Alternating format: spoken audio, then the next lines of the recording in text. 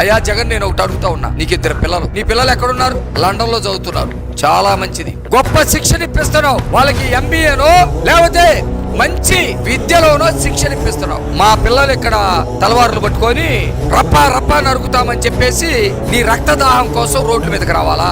వాళ్ళ జీవితాలు నాశనం కావాలా?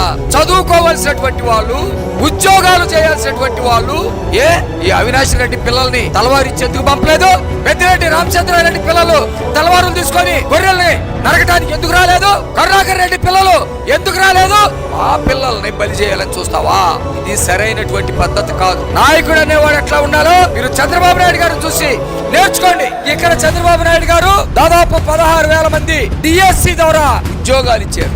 అక్కడ గొర్రెలు తీసుకొచ్చి మా పిల్లల చేత నరికిస్తా ఉన్నాడు. ఇక్కడ మా లోకేష్ గారు కానిస్టేబుల్ ఉద్యోగాలు ఇచ్చి మా పిల్లల్ని ఉద్యోగస్తులు చేస్తా ఉన్నారు. అక్కడ జగన్మోహన్ రెడ్డి మా పిల్లల చేత బ్యానర్లు కట్టించి ఎవడొస్తాడో రండిరా, నరికేస్తాం, చంపేస్తాం అని చెప్పేసి మాట్లాడిస్తా ఉన్నారు. ఇక్కడ కూటమి నాయకులు పిల్లల భవిష్యత్తు కోసం బ్రహ్మాండమైనటువంటి విద్యను తీసుకొస్తా ఉన్నారు.